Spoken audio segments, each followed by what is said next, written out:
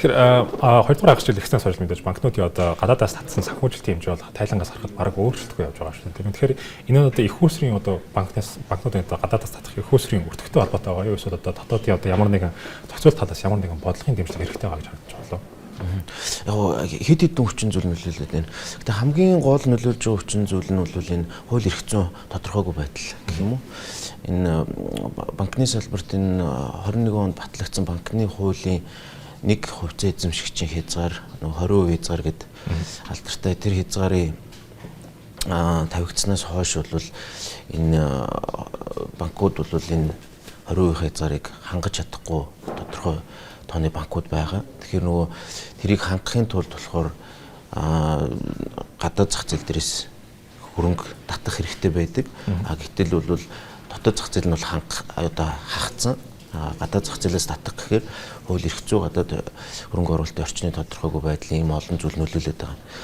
Тэгэнгүүт ямар юм болсон бэ гэхээр өнгөрсөн оны хавар ерөнхийдөө банкуд нөгөө нэг тэр 20% хязгаарыг хангаж чадахгүй яваад банкны хуульд өөрчлөлт оруулна гэдэг их хурл хилцүүлээд явж исэн. Тэгэхээр нэг тодорхой хугацаанд 3-4 сарын хугацаанд жишээ нь банкны салбар бол ийм хууль зөрчиж байгаа хэлбэртэй гэж явчихж байгаа байхгүй тий. Тэгэхээр нөгөө одоо гарцаагүй байдлаас болоод хууль зөрчиж байгаа ийм хэлбэртэй явчихж байгаа. Тэгэхээр нөгөө гадаад их усруудтай хилцээр хийсэн энэ гэрээнүүдэд бол ямар зүйл байдаг вэ гэхээр нөгөө автомат дефолт гэдэг одоо гэрээнийхээ нөхцөл одоо санхүүгийн салбар бие бинийгээ хянжидаг гэсэн үг. Өөрөөр хэлбэл хууль дүрм журмаа биелүүлж гинүү те.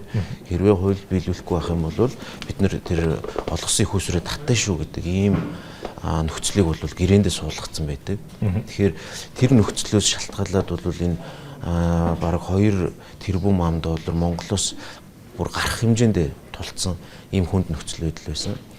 Надлан. За тэгэхээр энийг бол нөгөө их хурл ойлгоод энэ банкны хуулийн хэрэгжилтийн тэр хязгаарлалтыг бол 26 оны эцэс хүртэл ингээ хойшлуулсан л да. Гэхдээ одоо нөгөө нэг тэр 20 өнгөрсөн жилийнхээс хойш бол гадаад болон дотоод нөхцөл байдалд өөрчлөгдсөн юм байхгүй. Харин ч улс төрийн юм докторгүй улам хүнд нөхцөл байдал бий болж байна. Ийм нөхцөлд бол нөгөө энэ хуулийн нөгөө 20% хязгаарыг хангах гэдэг бол ер нь Монголын одоогийн нөхцөл байдал бол боломжгүй л байна л да. Тэгэхээр 26 оны эцэс гэхэд бол энийг бол хэрэгжүүлэх магадлал бага учраас юуны одоо гадны одоо хөрөнгө оруулагчид бол юу гэж одоо нөхцөл тавьж байгаа гэхээр бид нэр 26 он хүртэл яг их уср өгүүлэх юм урт хугацаатай их уср өгөхгүй гэж байгаа байхгүй банкны салбарт. Тэгэхээр нөгөө ийм богино хугацааны ийм өндөр хөвтэй их усрэл татах ийм л нөхцөл байдалтай байна. Тэгэхээр энэ бол одоо хамгийн том нөлөөлж байгаа хүчин зүйл болоод байгаа. Тэгэхээр сүүлд Монгол банкнаас хийсэн одоо уулзалтаар олон улсын санхүүгийн байгууллагатай хийсэн уулзалтаар мэдээж одоо таны сая дурдсан хууль дараад мэдээж өөрчлөлт оруулах шаардлагатай гэдэг тал дээр судалгаа хийсэн ба. Тэгэхээр энэ тал дээр ямар байр суурьтай байна?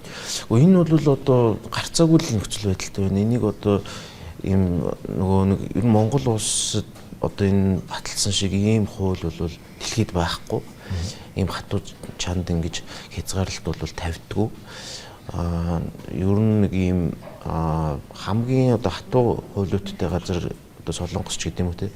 Ийм газруудад бол юуг хоригддаг вэ гэхээр нөгөө нэг өөр төрлийн бизнес эрхэлдэг хүн санхүүгийн бизнес эрхлэхийг хоригддаг.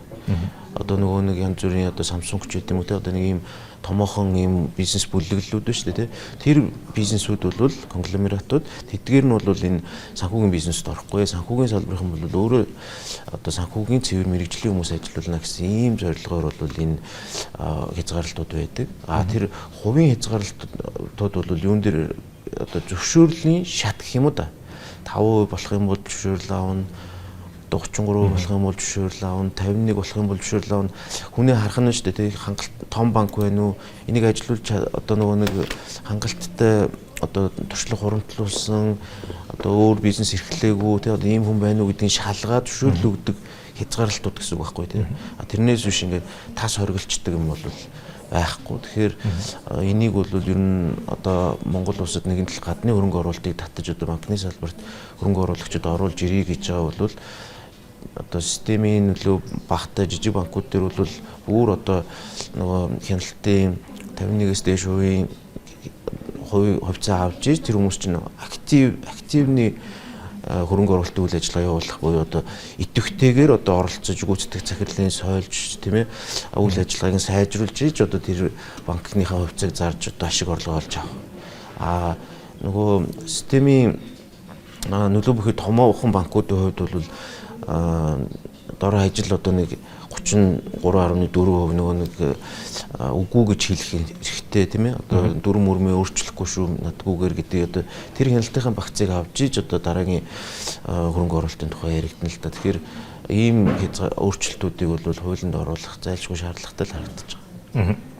Тэгвэл банкны салбарын үзүүлэлтээс дахиад эргээд харцах юм бол 2024 оны эсрэхэл одоо түүхэн дооц ихтэй хүрээд байсан. Чанаргүй зээлийн түвшин бол 4.9% тоош нэлээдгүй буурсан байсан. За энэ бол мэдээж одоо зээлийн хэмжээ нэлээдгүй хурцтай өсч байсан тал холбоотойгоор сайжруулж байсан. Гэхдээ мэдээж хэрэглээний зээл одоо мэдээж одоо өөр орлогын харьцаад одоо хязгаар тавьсан. За гэхдээ мөн л одоо шалгуур үзүүлэлтүүдийг өөрчилсөн байгаа шүү. Тэгэхээр сүүлийн тайлангуудад харахад одоо мэдээж зохицуулт одоо одоогийн байдлаар бол үр дүнгээ өгч байгаа гэж харж байгаа. Сүүлийн 9 дугаар сарын тайлан гэхэд одоо чанаргүй зээлийн түвшин бага зэрэг одоо өссөн баг шаардж байсан шүү дээ. Тийм яг чанаргүй зээлийн өсөлт бол юун дээр илүү ажиглагдаж байгаа вэ? Нөгөө хэрэглээ талдаа автомашины зээл одоо нөгөө тэтгэврийн зээл гэх мэт одоо ингээд ийм хэрэглээ талын зээлүүд дээр бол өсөлттэй харьцангуй өсөлттэй харагдаад байгаа. Бусад зээлүүд бол бас одоо бараг түүхэнд төвшөндөө ирээд бууссан шүү дээ. Тэгэхээр энэ өсөлтүүд юуг харуулж байгаа нөхөр нөгөө нэг иргэдийн амжиргааны түвшин өрхийн орлого бол өндөрч байна нэгдүгээрт тийм. Хоёрдугаар нөгөө бусад салбарууд одоо нөгөө нэг банк үсгийн одоо харьцангуй зохицуулалт суул тийм ээ шаардлагууд суул тавигддаг энэ зах зээлүүд дээрээс хэрэглээний зээлийг хялбар авч болж исэн бол нөгөө өөр орлогын харьцаагаа одоо санхүүгийн салбар тэр даяар хэрэгжүүлж эхэлсэн одоо нэг ийм эерэг үйл явдал болсон шүү дээ. Тэгэхээр энэ одоо санхүүгийн зах зээл санхүүгийн зохицуулах хорооны энэ авсан эерэг арга хэмжээний үр дүнд бол нөгөө иргэд нөгөө нэг өөрийн дарамтанд орохгүй иргэдийг хамгаалах ийм арга хэмжээ болсон учраас өндөр хүүтэй хамаагүй энэ тэндээс зээл аваад одоо шинэ дахин санхүүжилт хийх боломжуудыг хязгаарлаж өгч ийн гэсэн үг. Тэгэхээр тэрний үр нөлөө нэгдүгээрт гарч ийн, хоёрдугаарт өрхийн орлого муудаж ийн гэж ойлгож болно. Тэгэхээр энэ өрхийн орлого муудаж байгаа дээр бол төр засгийн зүгээс одоо анхаарч тийм ээ энэ өрхийн орлогыг нэмэгдүүлэх тал дээр арга хэмжээнүүд авахгүй бол одоо эхнээсээ л одоо нөгөө чагсаал цуглаан болоод эхэллээ шүү дээ. Тэгэхээр энэ бол нөгөө энэ эдийн засгийн бодит үр нөлөөл гарч эхэлж байгаа л гэсэн үг тийм. Тэгэхээр мэдээж салбарын нэг маш халуун сэдв байдаг одоо зээлийн хүүг бууруулах тал дээр мэдээж. Тэгэхээр банкнуудын өөрсдөө одоо тань хэлсэнчлэн мэдээж их усал татхад мэдээж хуулийн шалтгаанаас асуудалтай байх шаардлагатай шүү. Тэгэхээр нөгөө талаас нарах юм бол зээлийн хүү мэдээж буурахгүй. Тэгэхээр зээлийн хүүг бууруулахад ер нь хамгийн гол анхаарах зүйл нь юу байдаг? За зээлийн хүүг бууруулахад ерөнхийдөө нэг юм дөрвөн ийм цогц арга хэмжээ авмаар байгаа. Тэгэхээр тэрний хамгийн чухал арга хэмжээ нь бол ер нь бол төр засгаас хамаардаг. Тий. Төр засаг одоо нөгөө хитрхи ийм үргэлгэн тэлсэн ийм төсөвтэй явж ирсэн. За тэгээд нөгөө энэ одоо үргэлгэн төсвүүд бол зөвхөн улсын одоо албан ёсны төсвөөс гадна нөгөө одоо хилэн болоод байгаа тэр төрийн өмчт компаниуд тэр нөгөө нэг Эрдэнэс 5 толгой тийм ээ Эрдэнэт байдаг юм одоо ингээд ийм төрийн өмчт энэ аж ахуйн нэгжүүдээр дамжуулж гаргаж байгаа энэ төсвийн шин чанартай зарлагууд тийм ээ эдгээрүүд бол ингээд Монгол улс одоо дэлхийд байхгүй хэмжээний өндөр ийм төсвийн зарлагтай орн болчиход байгаа байхгүй. Тэгэхээр энэ төсвийн зарлага чинь буцаад юун дээр нөлөөлдөг вэ? Буцаад нөгөө нэг инфляцийн дарамт болж ирдэг. Төсвөө нь ингээд хитрхи их дэлээд ахаар нөгөө талд нь мөнгөний бодлого нь хумхын тулд хүүгийн түвшнийг өндөр байлгаад байгаа байхгүй тийм.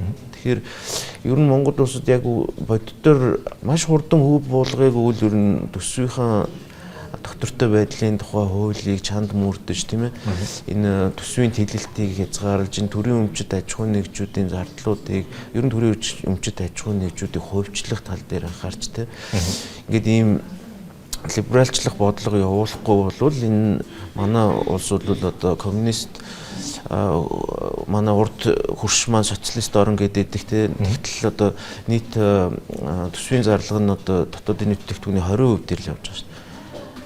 манайх ч одоо тэрнээс бараг 3 дахин их хэмжээний одоо төсвийн шин чанартай зарлагтай ийм орон болчиход байгаа байхгүй. Тэгэхээр хэрвээ одоо энэ Google бууруулъя гэж бодож байгаа бол одоо яг төсөв хилэлцэж байгаа энэ цаг үед бол энэ төсвийн хязгаарлалтуудыг чанд мөрдөж энэ төрийн өмчтэй аж ахуйн нэгжүүдийг хязгаарлаж энэ одоо нөгөө баялагын хараал гэж зүйл ерөнхийдөө Монгол улс өртөд одоо хямрал өртөж штэ тий. Тэгэхээр энэ уул уурхаагаас олж байгаа энэ орлогуудын зарцуулалтыг хязгаарлаж тодорхой хэмжээний хуримтлал бий болох тал дээр анхаарах ийм цаг үе ирсэн байна. Тэгэхгүй бол энэ хөөж буурахгүй бизнесэж боомлоо, хувийн хвшил бол жилээс жил жижигэрч чинь тий.